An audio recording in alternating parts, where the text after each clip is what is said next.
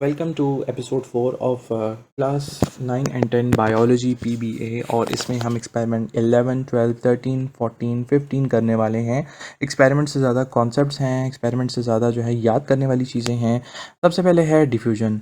Diffusion जो है एक ऐसा प्रोसेस है जिसमें मॉलिक्यूल जो हैं वो लाइक बेताब होते हैं हायर कंसनट्रेशन से लोअर कंसनट्रेशन की जाने की तरफ। कैसे? फ़र्ज़ करें आपके पास एक वो है पार्टीशन है, इसमें यहाँ पे आपके पास जो है ना हाई कंसंट्रेशन है पार्टिकल्स की और यहाँ पे लो कंसंट्रेशन है। तो ये जो है वो डिफ्यूज़ होने की कोशिश करेंगे और इधर ट्रैवल करने की कोशिश करेंगे। इसकी जीती जागती मिसाल ये है कि आपके पास जो है वो कोई परफ्यूम स्प्रिंकल करता है तो उसका एरोमा उस रूम में बहुत ज़्यादा हो जाता है। तो आप देखो कि थोड़ी देर बाद क्या होता है कि साथ वाला जो रूम है, एडजेसेंट रूम है या एडजेसेंट साइड है, वहाँ पर जो है उसका एरोमा रीच करने की कोशिश करता है। तो बेसिकली वही पार्टिकल्स जो है परफ्यूम के वो जो है वो क्या करते हैं, वो डिफ्यूज़ होने की कोशिश करते हैं। कौन कौन से फैक्टर्स हैं जिन पे डिफ्यूजन जो है वो डिपेंड करती है? हमारे पास एक तो है टेम्परेचर। टेम्परेचर जितना ज़्यादा होता है डिफ्यूजन उतनी अच्छी होती है। दूसरा हमारे पास सरफेस एरिया है। सरफेस एरिया जितना अच्छा होता है डिफ्यूजन उतना अच्छा होता है। तीसरा है कंसंट्रेशन ग्रेडियंट। जितना कंसंट्रेशन ज़्यादा होगा, लाइक ये इंक है ना, ठीक है, ये इंक और ज़्यादा कर दोगे ना, और ज़्यादा, तो जाहिर सी बात है डिफ्यूजन जो है वो और ज़्यादा होगी। लाइक परफ्यूम है, परफ्यूम की बोतल भर के लगा दो ना, तो साथ वाले रूम में उसका एरोमा क्या, बल्कि पूरे घर में उसका एरोमा जो है वो स्प्रेड आउट हो जाएगा, डिफ्यूज़ हो जाएगा। ठीक है, तो हमारे पास ये फैक्टर्स हैं। यहाँ पर हम चेक कर रहे हैं टेम्परेचर को। टेम्परेचर को चेक करने के लिए इंक पोर करो एक कोल्ड बीकर में और एक हॉट बीकर में। ठीक है, इसमें आपने पोर कर दिया तो आप देखोगे ऑब्जर्वेशन हमारी क्या है कि वार्म वाटर में जो है ना वो डिफ्यूजन ज़्यादा हो रही है। क्यों ज़्यादा हो रही है? क्योंकि मॉलिक्यूल्स की काइनेटिक एनर्जी ज़्यादा है, कोलिजन ज़्यादा हो रही है, फ्रीक्वेंटली कोलाइड हो रहे हैं, जिसकी वजह से वो जल्दी से डिफ्यूज़ हो रहे हैं। फैक्टर्स ये मैं आपको बता चुका हूँ, ये फैक्टर्स हैं। ठीक है, डिस्टेंस मेरे ख़्याल से पता नहीं मैंने बताया कि नहीं, लेकिन फिर भी बता देता हूँ कि जितना ज़्यादा हमारे पास जो है वो डिस्टेंस ज़्यादा होगा उतना डिफ्यूजन जो है वो वीक होगा, स्लो होगा। ठीक है ना, तो ये चीज़ है।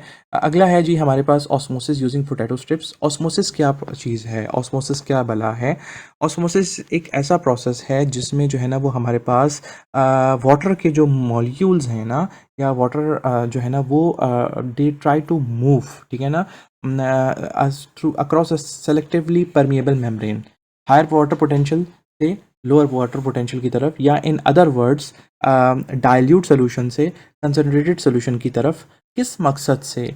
मकसद उनका है कि हमारे पास क्या हो जाए, कंसंट्रेशन जो है वो बैलेंस हो जाए। ठीक है, अच्छा, अब यहाँ पर हमारे पास तीन किस्म के सैम्पल्स हैं।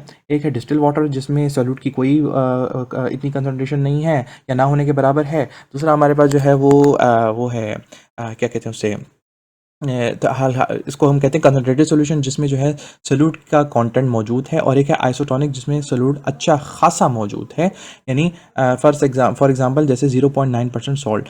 अब इनमें हमने क्या किया, हमने जो है ना जो स्ट्रिप था उनका जो है ना हमने लेंथ और मास जो है हमने मेजर कर लिया था। और फिर जो है ना हमने क्या किया, हमने जो है ना वो उनको 30 to 60 मिनट्स के लिए जो है ना हमने छोड़ दिया।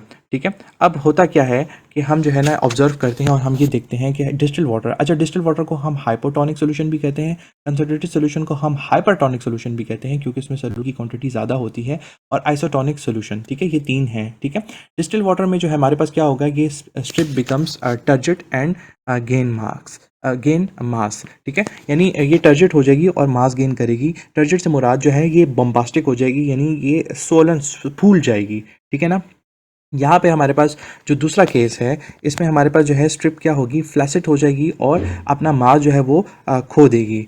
ठीक है ना, यानी अपनी उसकी जो फर्मनेस है या उसकी एलास्टिसिटी है ना वो जो है ना वो अपनी खो देगी। इसको हम कहते हैं फ्लैसिड।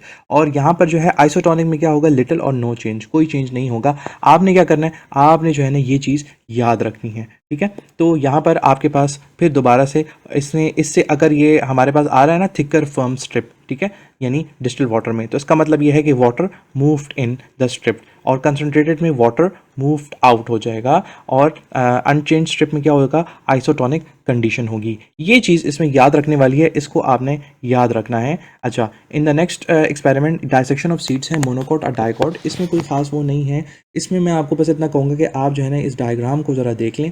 यहाँ पे हमारे पास देखें ये जो है ना ये मेज सीड है, ठीक है, मोनोकॉट। और यहाँ पर हमारे पास जो है ना वो इसके मुख्तलिफ़ पार्ट्स हैं, और जो मुख्तलिफ़ पार्ट्स हैं उनके जो है ना मुख्तलिफ़ फ़ंक्शंस हैं। ठीक है, तो आपके प्रैक्टिकल नोटबुक में लिखा होगा, आप उसे जो है ज़रूर पढ़ लीजिएगा। ठीक है, नहीं तो अगर आपको पूछना हो तो मैं आपको कमेंट सेक्शन में ज़रूर बता दूंगा। और उसके अलावा जो है हमारे पास जो है वो दूसरा क्या है, क्या कहते हैं, डाइकॉट जो है वो सीट का है। ठीक है, वो भी जो है आपकी प्रैक्टिकल नोटबुक्स में जो है वो मौजूद होगा, तो वो आप देख लीजिएगा। ठीक है, इसमें आपने जो है ना ख़ास तौर पे फंक्शन ज़रूर मेंशन करने हैं। जैसे कोटिलिडन का फंक्शन ये है कि ये स्टार्स को स्टोर करता है। ठीक है, इनको लेबलिंग और इनका जो है ना डायग्राम मतलब आप अच्छे तरीके से वो कर लो, क्योंकि आपसे पिक्चर आपके सामने आ जाएगी, आपसे पूछा जाएगा कि क्या करना है।